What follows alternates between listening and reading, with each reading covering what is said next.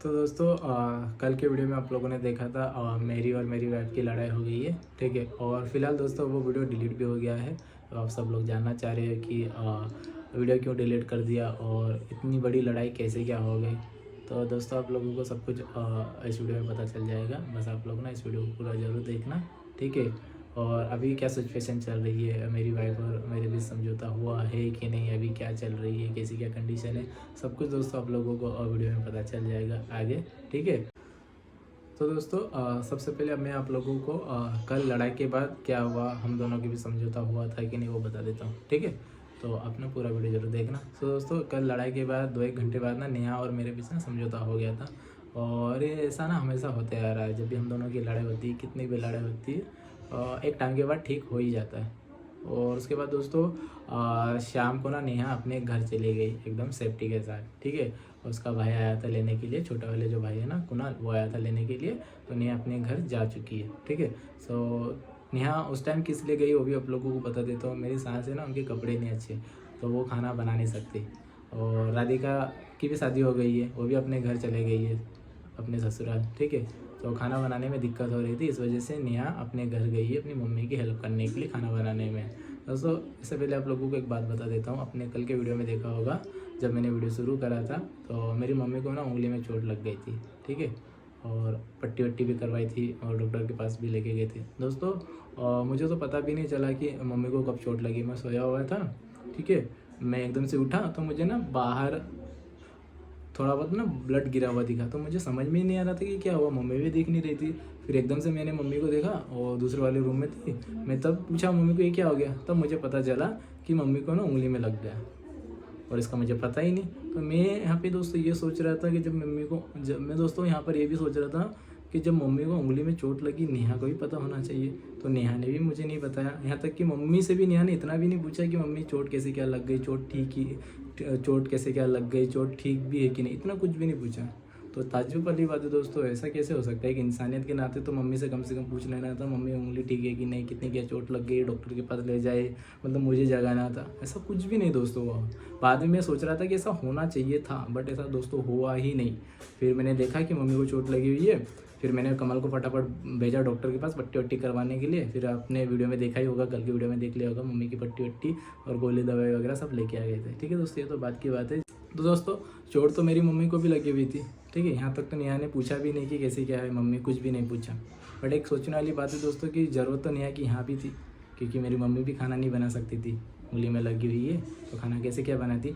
But दोस्तों फिर भी अगर नेहा अपनी फैमिली की मदद करने के लिए गई, अपनी मम्मी की मदद करने के लिए गई है, तो मुझे इस बात से कोई दिक्कत नहीं है। अच्छी बात है, अगर नेहा अपनी फैमिली की मदद कर रही है तो कोई बात नहीं है। लेकिन दोस्तों मेरी भी तो फैमिली है। शादी के बाद मेरा एक मानना है कि दोस्तों लड़की का सबसे पहले जो हक बनता है वो अपने ससुराल वालों पे बनता है, मेरा ऐसा मानना है। बाकी मैं गलत भी हो सकता हूँ, ठीक है। तो सबसे पहले एक लड़की को अपने ससुराल में भी देखना चाहिए कि क्या हो रहा है, क्या है, सब ठीक है कि नहीं। एक लड़की ने सबसे पहले अपने ससुराल में भी देखना चाहिए, मेरा ये मानना है। मैं गलत भी हो सकता हूँ दोस्तों, मैं ये नहीं बोल रहा कि मैं ही सही हूँ, ठीक है। और बाकी मैनेज कर लिया दोस्तों हम लोगों ने। मम्मी ने सब्जी बना दी और मैंने ना रोटी बनाई। आप लोग आगे ब्लॉग में देखना, आप लोगों को पता चल जाएगा, ठीक। भाई तुम आटा कैसे गूंदी थी? हाँ बने दो रोटी। तो दोस्त अभी देखो मम्मी को उंगली में लगा हुआ है, अगर इतना लगा हुआ है, तो अभी मम्मी सब्जी बना रही है, जैसे कुछ बना रही है। इतने सारे प्याज क्या बना क्या रही? 2 अंडे ले। अंडे की चटनी बनाओगी और रोटियां मैं बना लूँगा। आटा वाटा तो मम्मी नहीं लगा दिया, मुझे पता भी नहीं चला क्या से आटा लगा दिया। रोटियां मैं बना लूँगा। तो दोस्तों मम्मी ने अंडे की वो भुर्जी बना ली, भुर्जी बोलते हैं ना, वो बना लिए। और कमल को लग गई है भूख, अब मैं बनाऊंगा रोटी।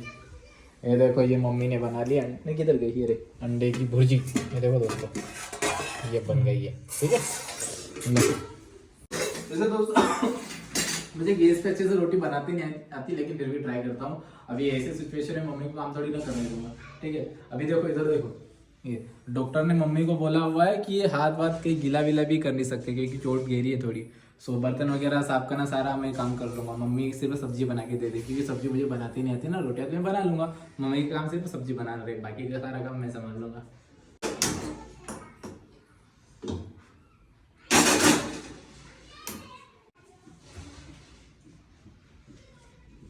आटा ऐसे क्या दूंगा मम्मी? ये खांसी गूंदा ना, इस वजह से थोड़ा ऐसा लग रहा है कि गूंदा नहीं अच्छा है। मम्मी जैसे तैसे खा लोगे ना?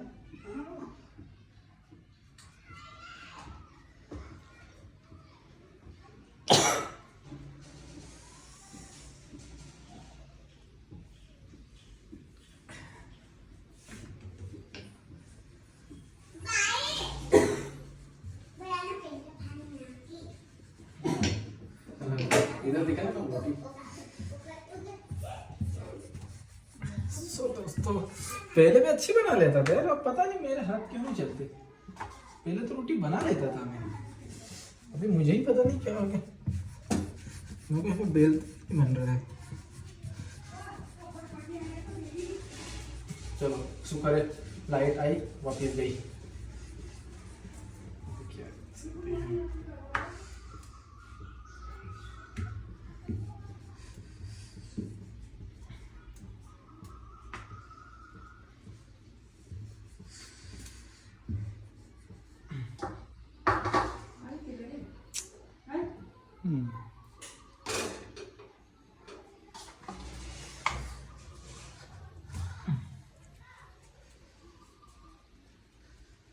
दोस्तों मैं खाना बना लेता हूँ, मोबाइल कब तक पकड़ेगा। तो फाइनली दोस्तों रोटी वोटी बना ली मैंने, और मेरी हालत बताओ कैसी होगी। ये देखो दोस्तों, ये देखो दोस्तों, रोटी बनाने में मेरी हालत ऐसी हो जाती है। और ये किचन कितना खराब कर दिया मैंने, ये देखो। मम्मी बनाती तब कभी जरा सा भी गंदा नहीं होता किचन, और मैंने रोटी बनाई तो देखो। और मेरे हाथ की रोटियां देखो दोस्तों, मैंने ये पराठा बनाया, 3 पराठे बनाए देखो, 2 और एक तीसरा, बाकी ये रोटियां बनाई जैसे जैसी करके सब पीठो पीठो कर दे सब कुछ।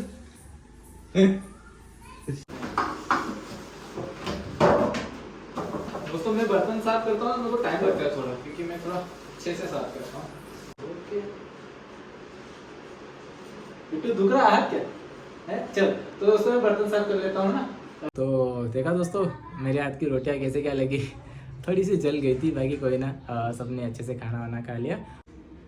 तो दोस्तों अब मैं आप लोगों को बता देता हूँ कि वीडियो किस रीज़न से डिलीट हुआ, ठीक है। तो दोस्तों वीडियो ना नेहा ने डिलीट करवाया, वो थोड़ी धमकियाँ दे रही थी कि अगर वीडियो नहीं डिलीट करोगे तो मैं अपने आप को ऐसा कर लूँगी वैसा कर लूँगी, इसलिए फिर मैंने वीडियो फाइनली डिलीट कर दिया है। और मेरे वीडियो बनाने का दोस्तों मकसद आप लोगों को बता देता हूँ कि जब एक लड़की की शादी होती है और अपने ससुराल जाती है, ठीक है, तो अगर ससुराल में कुछ भी लड़ाई झगड़ा कुछ भी होता है दोस्तों, तो कोई भी हो, एक ये रियलिटी है दोस्तों। इल्ज़ाम ना ससुराल वालों पर ही आता है कि लड़की को डराया गया होगा, मारा गया होगा, परेशान किया गया होगा, दहेज के लिए परेशान किया गया होगा, सास ने जुल्म करा होगा लड़की पर।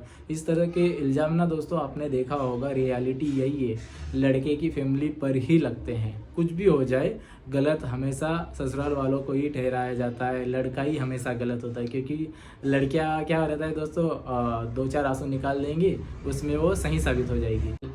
लेकिन दोस्तों लड़के को अपनी सच्चाई साबित करने के लिए उसके पास सबूत का होना बहुत ज़्यादा ज़रूरी है, ठीक है।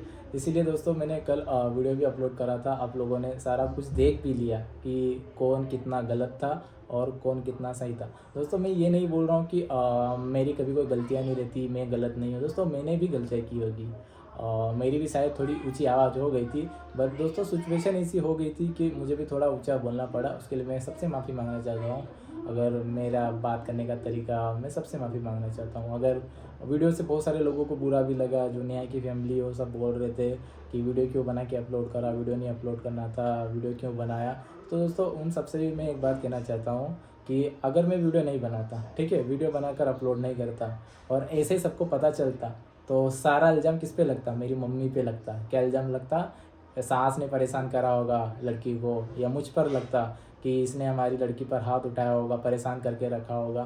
तो इस सारे के सारे इल्ज़ाम दोस्तों मुझ पर लगते, और भी बहुत कुछ हो सकता था दोस्तों, आप लोग देखते आ रहे होंगे। और किसी न किसी पर बहुत सारे झूठे इल्ज़ाम भी लगते हैं कि दहेज के लिए लड़की को परेशान किया गया होगा। वैसे दोस्तों आप लोगों को पता है कि मैंने दहेज वगैरह कुछ भी नहीं लिया हुआ है, ठीक है।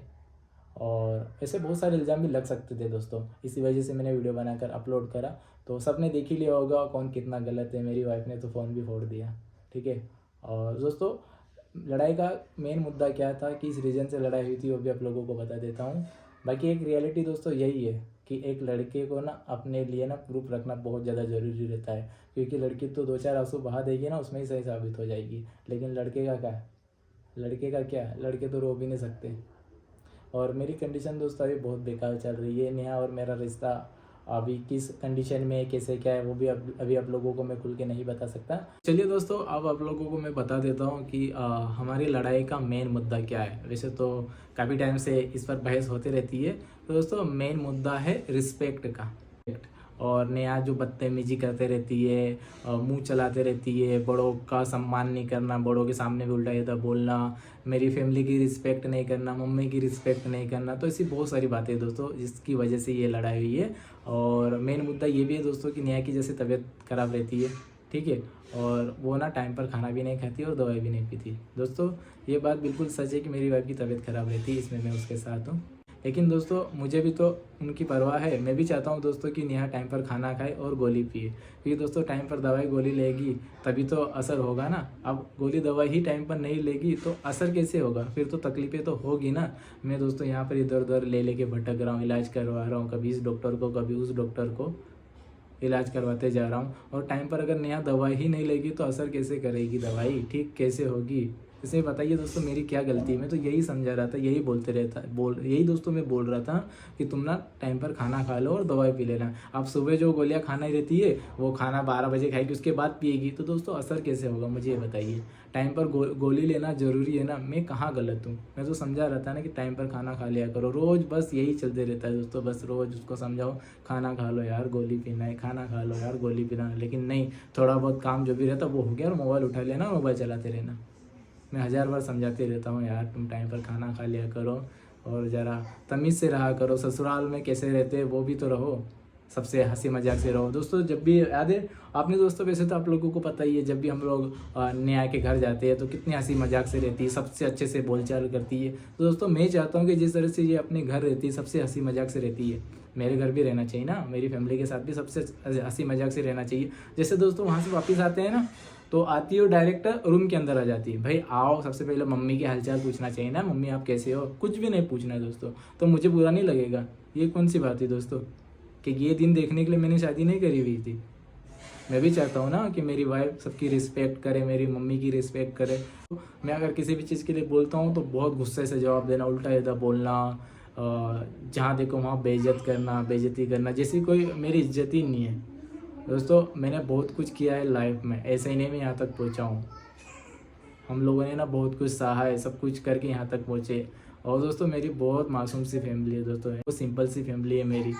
और मैं चाहता हूँ कि मेरी वाइफ मेरी फैमिली के साथ भी अच्छे से रहे, मेरे साथ भी अच्छे से रहे। जैसे वो अपनी फैमिली के साथ सबके साथ अच्छे से रहती, तो मैं चाहता हूँ मेरे साथ भी अच्छे से रहे, सबका सम्मान करे। तो दोस्तों इसमें मैं कहाँ गलत हूँ। जितने आपने देखा होगा दोस्तों, मेरी वाइफ की जितनी भी फैमिली है सबके साथ दोस्तों मैं बहुत अच्छे से रहता हूँ, सबकी बहुत रिस्पेक्ट करता हूँ। आपने कल का वीडियो देखा था जब नेहा ने बोला था कि मैंने अपनी मर्जी से शादी करी हुई है, सब खिलाफ थे हमारी शादी को लेकर। तो दोस्तों हाँ ये बात सच है कि हमारी शादी को लेकर ना सब खिलाफ भी थे, लेकिन शादी के बाद दोस्तों मैंने ये प्रूफ भी कर दिया। जो भी हमारी शादी से खुश नहीं थे दोस्तों, उनको मैंने खुश भी करा, और आज वो मेरे से बहुत ज़्यादा खुश भी थे। मुझे लेकर जितनी भी उनकी शिकायतें, मुझे लेकर दोस्तों उनकी जितनी भी शिकायतें थी वो सब मैंने दूर भी कर दी थी। और एक लड़की को अपने ससुराल में किस तरह से रहना चाहिए वो मेरे लिए ज़रूरी है, क्योंकि मैं बार बार अपने आप को बेइज्जत, मेरी फैमिली को बेइज्जत होते हुए नहीं देख सकता। अगर हम अपनी फैमिली के साथ अच्छे से खुशी खुशी रहती हो तो मेरी फैमिली के साथ भी अच्छे से खुशी खुशी रहना पड़ेगा। यहाँ जब देखो तब दोस्तों मुंह फुला के रखना, हर टाइम जब देखो तब, और मैं कुछ बोलता हूँ तो उल्टा ज़्यादा बोलने लग जाना।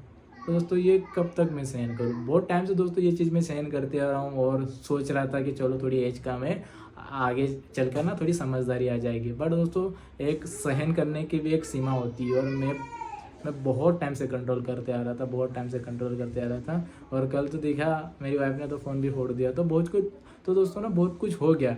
मेरा ये मानना है दोस्तों कि अगर छोटे अगर गलतियाँ करते हैं तो बड़ों का फ़र्ज़ बनता है कि उनको समझाने का। आपने देखा था मेरे सास भी गुस्से में क्या क्या बोल रहे थे, ठीक है। तो मेरा ये मानना है कि अगर बच्चे गलतियाँ करते हैं ना तो उनको समझाना चाहिए। अगर आप भी उनका साथ दोगे तो बच्चे कब सीखेंगे कि उन्होंने गलत करा, ऐसे में बच्चे तो और गलतियाँ करेंगे नहीं। तो मेरा ये मानना है कि पहले बच्चों को सुधारो, उनको सिखाओ कि ससुराल में किस तरह से रहा जाता है। पति की रिस्पेक्ट करना बहुत ज़रूरी है, ससुराल वालों की रिस्पेक्ट करना बहुत ज़रूरी है। तो दोस्तों सब कुछ मैंने आप लोगों के साथ शेयर कर दिया। और एक और बहुत ज़रूरी बात दोस्तों मुझे आप लोगों से करनी है, जैसे कि दोस्तों जब एक हस्बैंड और वाइफ की लड़ाई होती है ना, तो कुछ लोग इसका गलत फ़ायदा भी उठा सकते हैं और कुछ लोगों की सोचना बहुत गलत भी जा सकती है। जैसे अगर एक हस्बैंड और वाइफ की लड़ाई हो रही है ना, तो कुछ लोग ये भी सोचने लग जा सकते हैं कैरेक्टर को लेके, या कोई मेरा कैरेक्टर भी ख़राब बता सकता है, या कोई मेरी वाइफ का कैरेक्टर भी ख़राब बता सकता है। तो अगर अगर दोस्तों मेरी वाइफ के कैरेक्टर को लेकर अगर कोई इल्ज़ाम लगाए, अगर 1000 लोग भी इल्ज़ाम लगाएंगे, तब भी मैं मेरी वाइफ के साथ रहूँगा, उसके आगे खड़ा रहूँगा। मेरी वाइफ पर मुझे पूरा भरोसा है, वो कभी कुछ गलत नहीं कर सकती। उसने क्या गलत किया वो मैंने आप लोगों को बता दिया, लेकिन कोई मेरी वाइफ के कैरेक्टर को लेकर कोई गलत नहीं बोल सकता। मेरी वाइफ का कैरेक्टर प्योर गोल्ड की तरह है, साफ़ सुथरा है, लेकिन थोड़ी सी ना समझ है। और मैं बस यही चाहता हूँ कि वो समझे, एक परिवार को समझे, घर कैसे चलाया जाता है, अपने पति की रिस्पेक्ट करना सीख जाए, ससुराल में किस तरह से रहना चाहिए, सबसे हंसी मजाक, सबसे हंसी खुशी से रहो। क्योंकि गिनती के दोस्तों हम कुछ लोग तो है, ज़्यादा बड़ा परिवार भी नहीं है। तो मैं बस यही चाहता हूँ कि मैं बस दोस्तों यही चाहता हूँ कि मेरी वाइफ ना बस सबसे अच्छे से रहे। जैसे मैं उसकी फैमिली की रिस्पेक्ट करता हूँ, सबके साथ अच्छे से रहता हूँ, तो मेरी वाइफ भी सबके साथ अच्छे से रहे। अगर दोस्तों मैं गलत इंसान हूँ, अगर मैं नशा करता हूँ, लड़ाई झगड़ा करता हूँ, परेशान करता हूँ, दहेज के लिए परेशान करता हूँ, उल्टी सीधी हरकतें करता हूँ, अगर तब मेरी वाइफ मेरे साथ गलत तरीके से बात करे तो ठीक है, लेकिन मैं कभी ऐसा कुछ नहीं करता दोस्तों। मेरे में ऐसी कोई बुरी आदतें है ही नहीं। मैं बस अपना काम करता हूँ, अपनी फैमिली का ध्यान रखता हूँ, शादी के बाद अपनी वाइफ का भी पूरी तरह से ध्यान रख रहा हूँ। अगर ससुराल में कभी कोई दिक्कत होती है वहाँ पर भी सबका ध्यान रखता हूँ। मैं सब कुछ करता हूँ दोस्तों। बट दोस्तों मैंने अपनी लाइफ में एक चीज़ देखी है, मैं कितना भी कुछ कर लूँ, कुछ भी कर लूँ दोस्तों, हमेशा मैं ही गलत रहता हूँ। तो अभी हमारे रिश्ते के बारे में जो भी था मैंने आप लोगों को बता दिया। अभी हमारा रिश्ता कैसे क्या है, कैसे सिचुएशन में दोस्तों, उसका तो मेरे पास भी कोई जवाब नहीं है। आगे जो भी होगा दोस्तों आप लोगों के साथ शेयर करूँगा। फिलहाल तो अभी के लिए जो भी था मैंने आपको बता दिया, ठीक है।